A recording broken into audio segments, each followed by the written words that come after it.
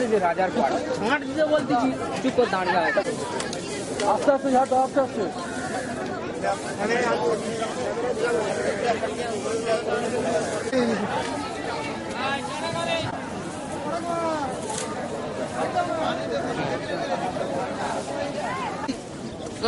আমি লাঠি যাচ্ছি।